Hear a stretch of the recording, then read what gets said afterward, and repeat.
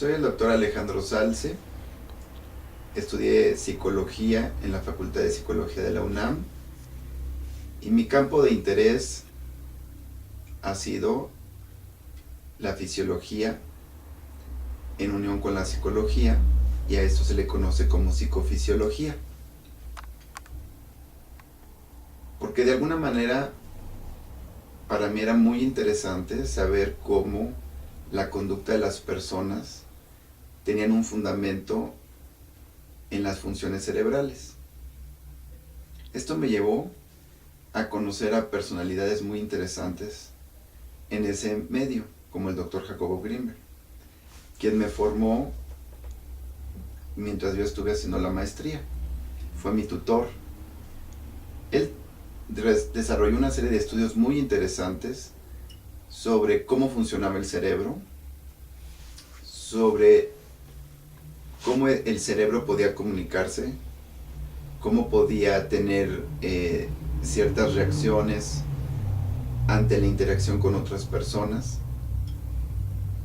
Y de ahí surgió mi interés en conocer cuáles eran las funciones cerebrales más importantes para que las personas pudieran desarrollar sus capacidades. Y es así como me interesé en la creatividad. La creatividad es un tema que a muchas personas les interesa. He escuchado a muchos papás y muchos maestros que les encanta decir que sus hijos o sus alumnos son altamente creativos. Sin embargo, la creatividad es muy delicada. Es un asunto muy serio, porque si la creatividad no es bien estimulada, no es bien orientada, puede ser un peligro para quien la utiliza. Es decir, si yo no oriento a un joven a que aterrice sus habilidades creativas en algo productivo y replicable, se queda a nivel de fantasía. Y esto va a ir en contra de muchos de los lineamientos que existen en la sociedad. La creatividad es una habilidad que requiere un estudio serio y sistemático. El doctor Grinberg me permitió en su laboratorio estudiar la creatividad. Y entonces, junto con una herramienta que desarrolló la doctora Guillermina Yankelevich, pudimos hacer una serie de estudios para conocer cómo funcionaba el cerebro ante una situación creativa. Y fue un descubrimiento sorprendente, porque el doctor Grinberg pensaba que el cerebro creativo funcionaba en alta correlación interhemisférica, es decir, ambos hemisferios trabajaban de manera simultánea. Y lo que encontramos fue que cada hemisferio trabaja de manera independiente, pero correlacionado contra sí mismo. Este es un hallazgo muy interesante, porque quiere decir que cada hemisferio se especializa en su propia labor mientras está realizando una actividad creativa. Esto se dice muy sencillo, es una investigación que tardó varios años, y de ahí surgió mi interés por conocer qué pasaba con las habilidades intelectuales. Y es así que estudié el doctorado en neurociencias, también en la Facultad de Psicología de la UNAM. Y en este doctorado, mi propuesta fue conocer cómo funcionaba el cerebro en relación a las habilidades intelectuales. Se ha hablado mucho sobre la inteligencia. Es un concepto que muchas personas utilizan. Sin embargo, nadie sabe dónde está. Ustedes le pueden preguntar a cualquier especialista en neurociencias, sea un psicólogo, un neuropsicólogo, un neurólogo, un psiquiatra. ¿Dónde está la inteligencia? Y nadie va a poder dar una respuesta certera. Porque resulta que la inteligencia se ha estudiado mucho, pero su concepto es muy ineficiente. los teóricos de la inteligencia se orientaron mucho hacia cómo medirla, se orientaron mucho hacia aspectos relacionados con el promedio de las personas.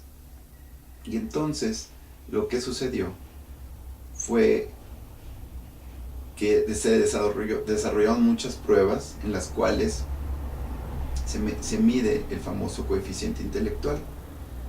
El coeficiente intelectual solamente es una medida, es la regresión lineal utilizada para ubicar a las personas dentro de una media o desviaciones estándar a través de una transformada AZ.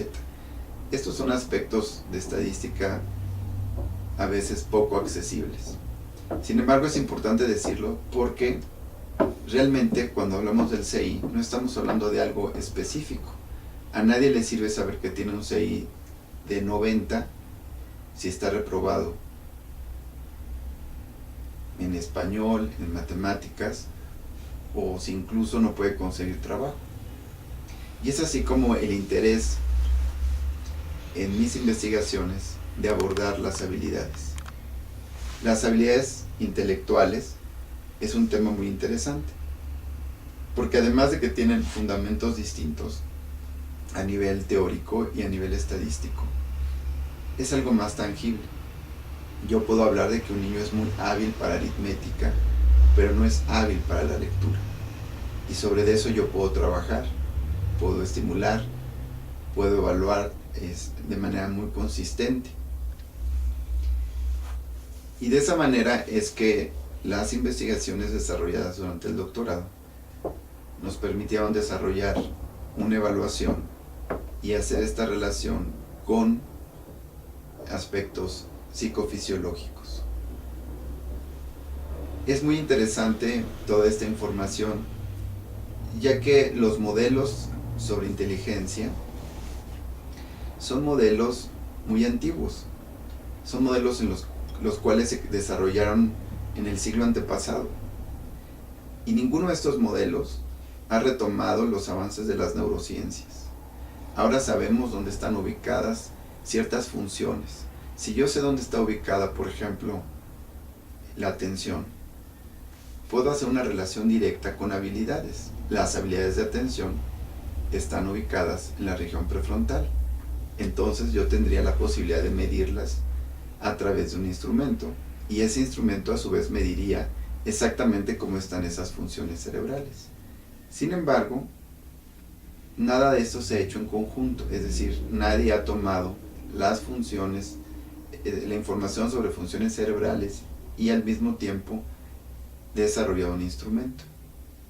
Por lo general los instrumentos se desarrollan en función de otros instrumentos. Entonces, la idea en esta ocasión ha sido construir de alguna manera tareas que nos permitan conocer cuál es el estado de cada individuo a nivel de habilidades y a nivel cerebral.